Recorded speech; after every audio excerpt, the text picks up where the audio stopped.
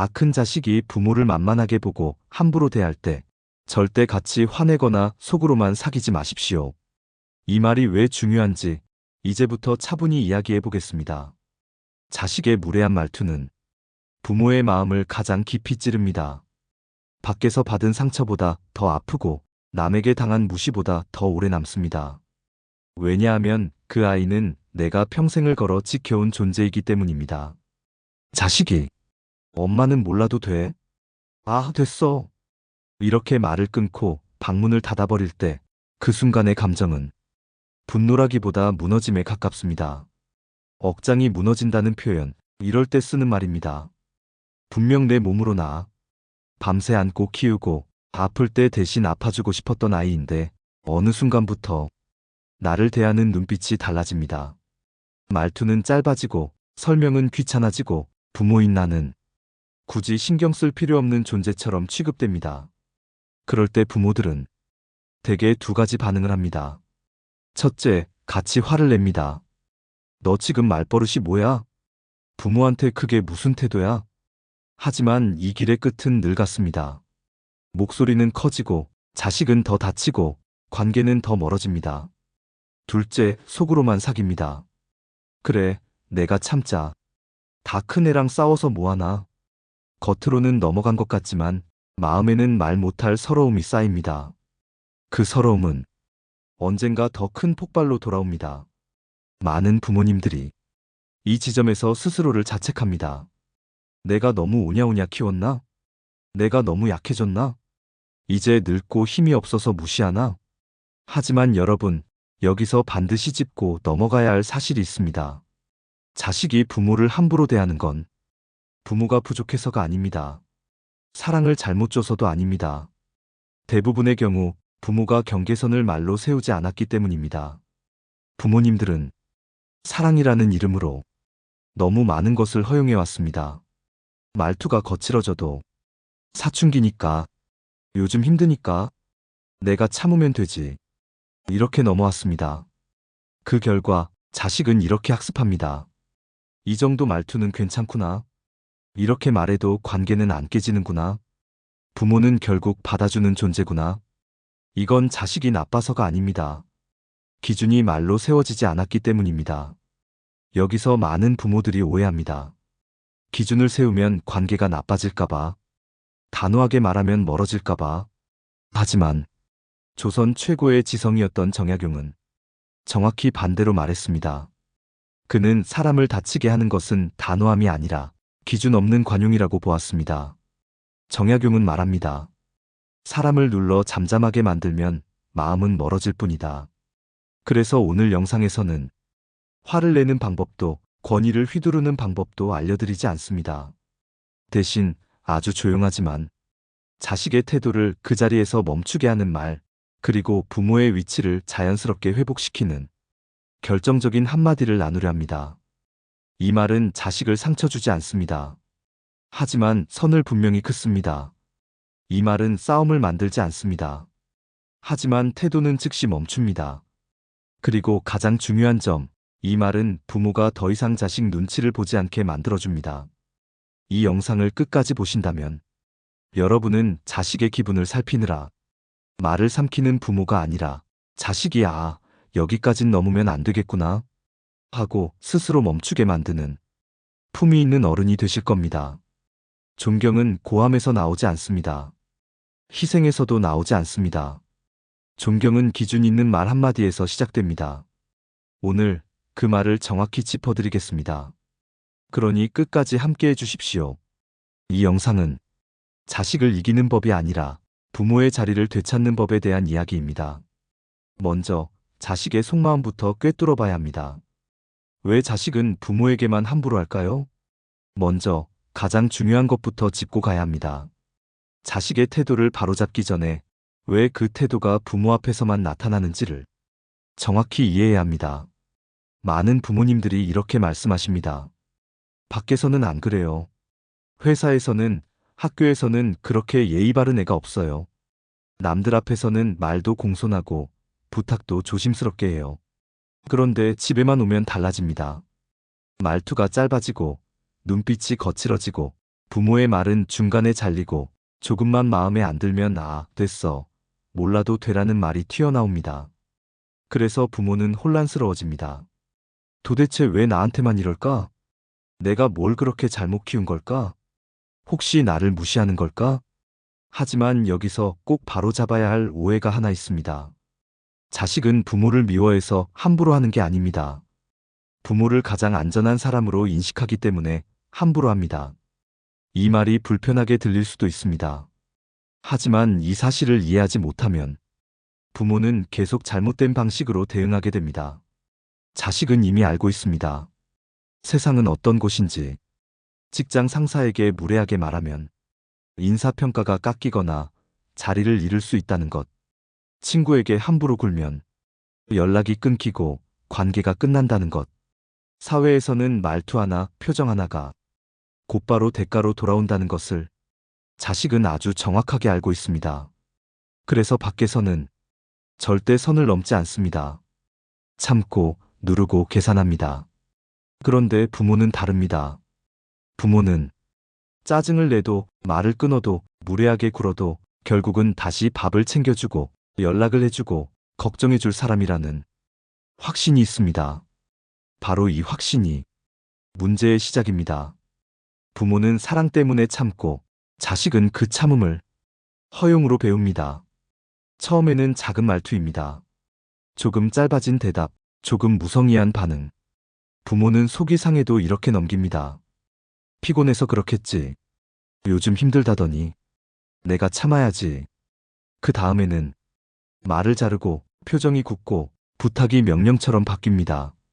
그래도 부모는 또 참습니다. 요즘 애들이 다 그렇지. 나한테만 이러는 건 아닐 거야. 이 과정이 반복되면 자식의 머릿속에는 아주 분명한 학습이 이루어집니다.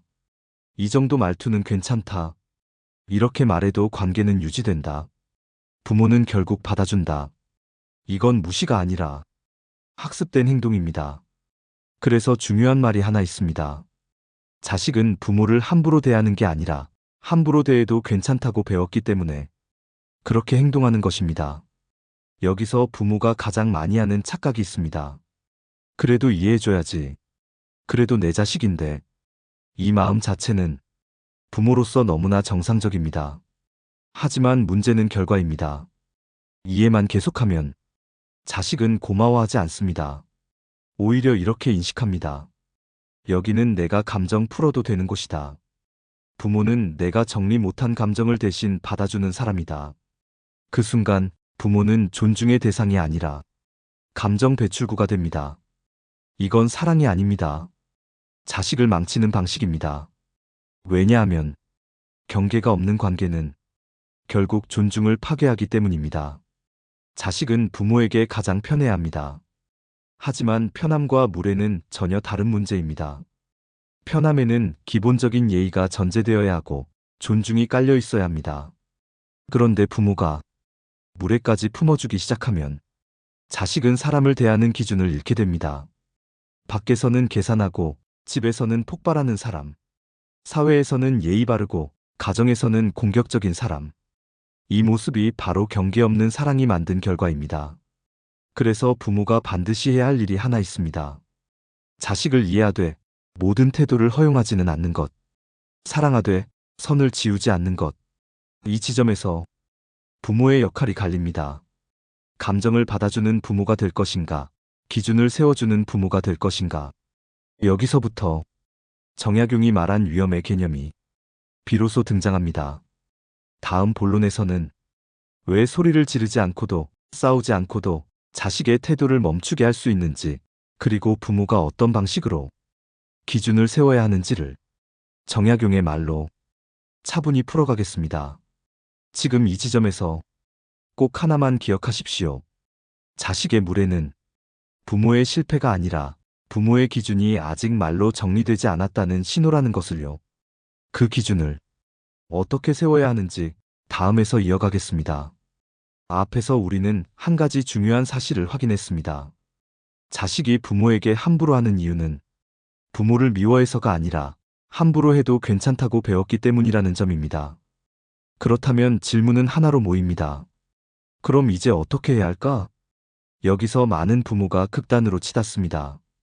어떤 부모는 더 이상 참지 않겠다며 목소리를 높이고 화를 폭발시킵니다. 반대로 어떤 부모는 이 나이에 싸워서 뭐하냐며 속으로 사귀고 말수를 줄입니다. 하지만 이 두 가지 선택은 모두 상황을 더 나쁘게 만듭니다. 화를 내면 자식은 부모를 두려워하지 않습니다. 오히려 또 시작이네 하며 부모의 말을 잔소리로 분류합니다. 반대로 침묵으로 버티면 자식은 이렇게 해석합니다. 아, 이 정도는 그냥 넘어가는구나. 결국 화를 내든 참든 기준이 말로 세워지지 않으면 자식의 태도는 바뀌지 않습니다. 이 지점에서 다산정약용 선생의 통찰이 등장합니다. 정약용은 자식 교육과 인간관계를 논할 때 유난히 힘과 위험을 구분했습니다. 그는 이렇게 말합니다. 사람을 힘으로 누르면 잠시 잠잠해질 뿐 마음은 돌아서지 않는다. 그러나 위험으로 대하면 스스로 고개를 숙인다. 이 문장을 부모의 입장에서 다시 읽어보십시오. 소리를 지르고 권위를 들먹이고 희생을 강요하는 것은 모두 힘입니다. 내가 너를 어떻게 키웠는데? 부모한테 이게 할 말이야? 너 그러다 나중에 후회한다. 이 말들은 순간적으로 자식을 움츠러들게 할 수는 있습니다. 하지만 마음은 다치고 관계는 멀어집니다. 정약용이 말한 위험은 이런 것이 아닙니다. 위험이란 상대를 제압하는 태도가 아니라 관계를 지속할 수 있는 기준을 조용히 세우는 힘입니다. 부모가 흔히 착각하는 것이 있습니다. 기준을 세우면 차가워질 것 같고 사랑이 줄어들 것 같다는 생각입니다. 하지만 정약용의 관점은 정반대입니다. 기준이 없는 사랑은 결국 존중을 무너뜨리고 기준이 있는 사랑만이 관계를 오래 살립니다. 정약용은 자식을 키울 때 감정으로 반응하지 말고 원칙으로 대하라고 강조했습니다. 왜냐하면 감정은 순간을 다스리지만 기준은 행동을 바꾸기 때문입니다. 부모가 화를 내면 자식은 감정만 기억합니다. 엄마 또 화났네. 아빠 또 예민하네. 하지만 부모가 기준을 말하면 자식은 상황을 기억합니다. 이 말투는 안 되는구나. 이 선을 넘으면 대화가 멈추는구나. 여기서 중요한 차이가 생깁니다. 감정은 흘러가지만 기준은 남습니다. 정약용이 말한 위험은 바로 이 지점에서 만들어집니다. 부모가 흔들리지 않는 기준을 갖고 있을 때 자식은 그 기준을 시험해 볼 수는 있어도 무너뜨리지는 못합니다. 그리고 이 기준은 결코 길 필요가 없습니다. 설명도 많을 필요가 없습니다. 오히려 짧고 단정하고 반복 가능해야 합니다. 정약용은 말이 길어질수록 권위는 약해진다고 보았습니다. 왜냐하면 말이 길다는 건 상대를 설득하려는 태도이고 설득은 이미 주도권이 흔들렸다는 신호이기 때문입니다. 위험 있는 부모는 설명하지 않습니다. 선언합니다. 이게 바로 기준을 세운다는 말의 진짜 의미입니다. 기준을 세운다는 것은 자식을 몰아붙이는 것이 아니라 부모 스스로에게 약속하는 것입니다. 이 말투에는 반응하지 않겠다. 이 방식의 대화는 받아들이지 않겠다. 존중 없는 말 앞에서는 물러서겠다. 이 태도가 분명해질수록 부모는 더 이상 자식의 감정에 끌려다니지 않게 됩니다. 그리고 놀라운 일이 벌어집니다. 부모가 차분해질수록 자식은 오히려 더 긴장합니다. 왜냐하면 화를 내는 부모는 익숙하지만 흔들리지 않는 부모는 낯설기 때문입니다. 정약용은 이 낯설미 곧 교육의 시작이라고 보았습니다. 소리 없는 단호함, 감정 없는 기준, 반복되는 일관성. 이 세 가지가 합쳐질 때 부모의 말은 비로소 무게를 갖게 됩니다.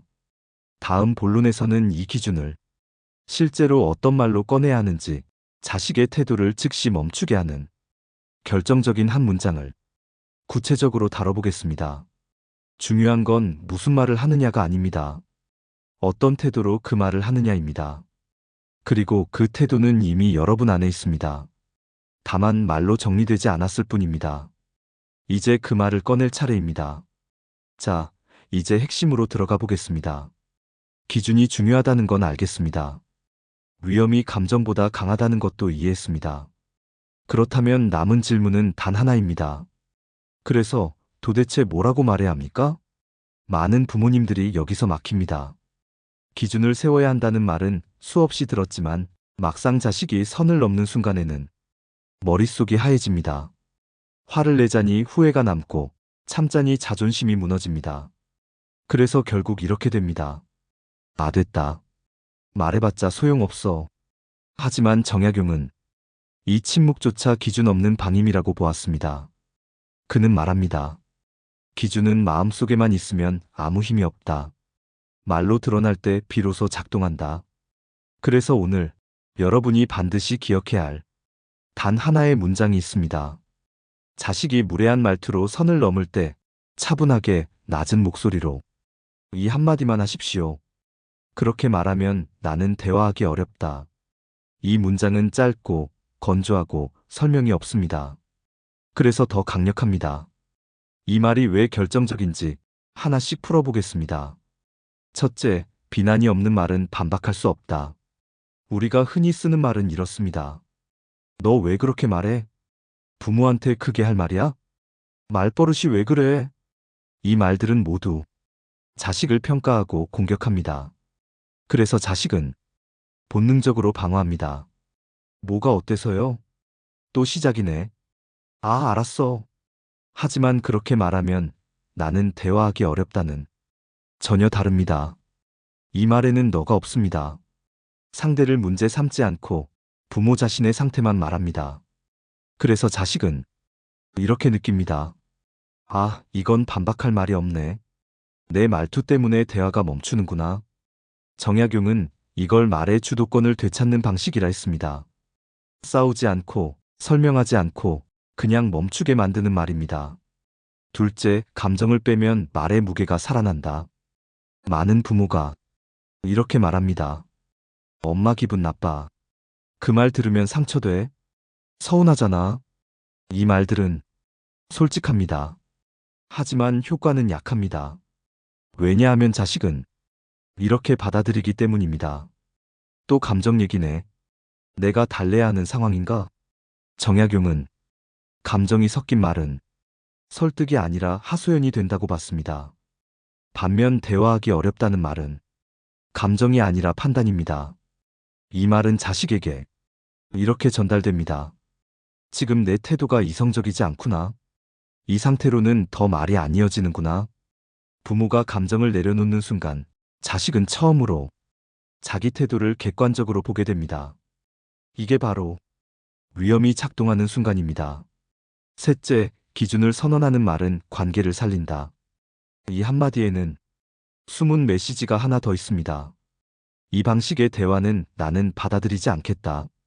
중요한 건 벌을 주겠다는 게 아닙니다. 사랑을 거두겠다는 것도 아닙니다. 대화의 조건을 분명히 하는 것입니다.